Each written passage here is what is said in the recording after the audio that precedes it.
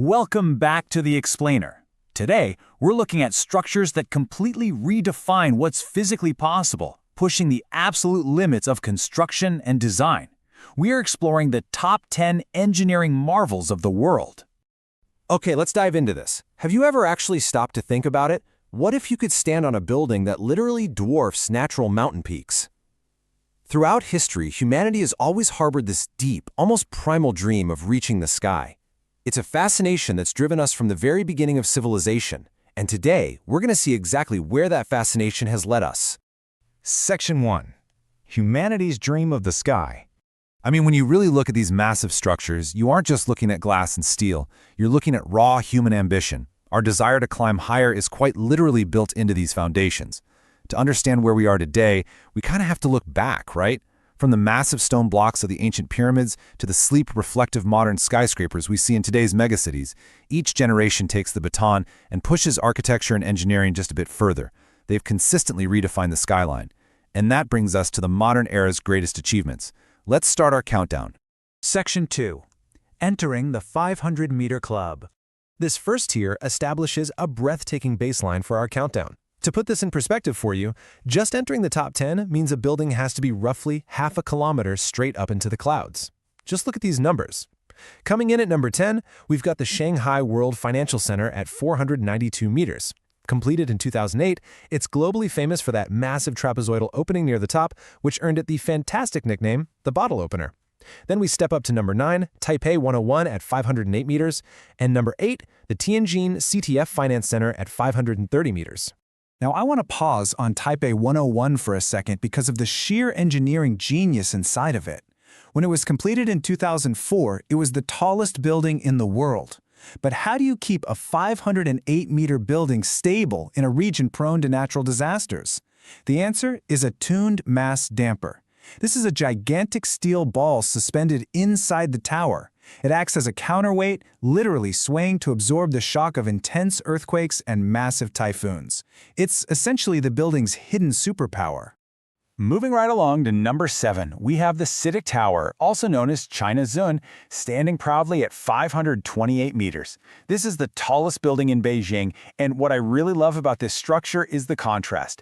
It's a total triumph of cutting-edge, ultra-modern height, but its beautifully flared shape was directly inspired by an ancient Chinese ceremonial vessel known as a zun. It perfectly bridges the gap between ancient history and the future. Section 3. Monuments of Resilience. Now, what's really interesting about this slide is that at these staggering heights, gravity isn't the only enemy. These structures have to actively fight against massive environmental forces, and in some cases, they stand as symbols of historical perseverance. When you build over 500 meters tall, the wind forces are incredibly punishing. Notice how our number 8 building, the Tianjin CTF Finance Center, utilizes a specifically curved design to reduce wind resistance. Now compare that to our number 3 building, the Ping An Finance Center in Shenzhen, which towers at a massive 599 meters. Its highly streamlined design was explicitly engineered to help it survive and literally slice through the brutal, strong coastal winds of the region. But dealing with the outside environment is really only half the battle. Moving people inside is just as challenging. Take our number 6 building, the Guangzhou CTF Finance Center, standing at 530 meters. This building features elevators that travel at speeds exceeding 70 kilometers per hour. Just think about that for a second. That is literal highway driving speed, but instead of going across town, you are traveling directly straight up into the sky.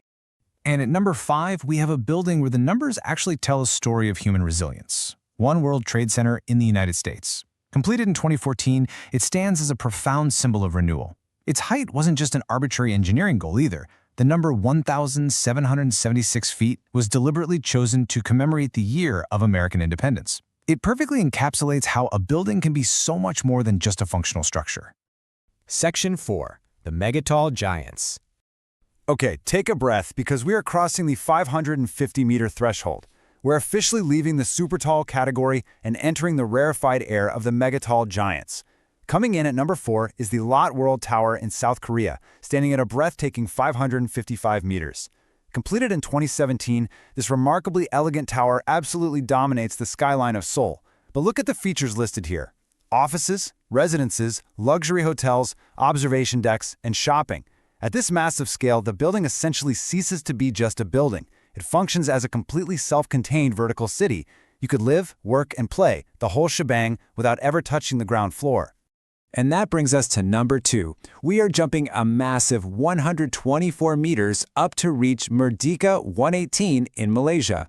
Completed in the 2020s, this titan stands at an astonishing 679 meters. Its striking, crystal-like exterior isn't just for show. It was designed to reflect Malaysia's ambitious and modern identity on the global stage. It is a stunning leap in scale to secure the spot as the second tallest building in the world. Section 5. The Undisputed King. But as you know, there can only be one at the top. We finally arrived at a building that has stood entirely unchallenged, looking down at the rest of the world since the year 2010. Just look at the visual chasm here. Merdeka 118 is a giant at 679 meters, sure, but the Burj Khalifa in the United Arab Emirates absolutely shatters that record by soaring to 828 meters. The gap between number 2 and number 1 is nearly 150 meters. It's a towering, undisputed dominance that's honestly hard to even wrap your mind around.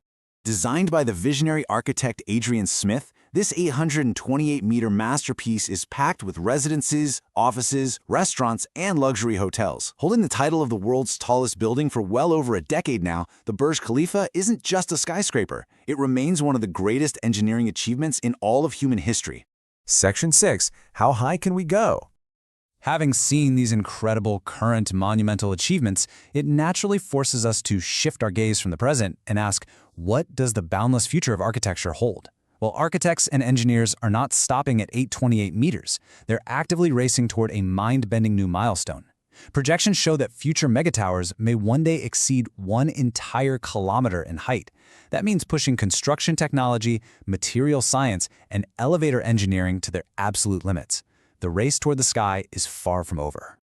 As we wrap up this explainer, remember that whether we're looking at the resilient skyline of New York, the crystal facets of Malaysia, or the towering heights of Dubai, these structures are ultimately monuments to human ingenuity.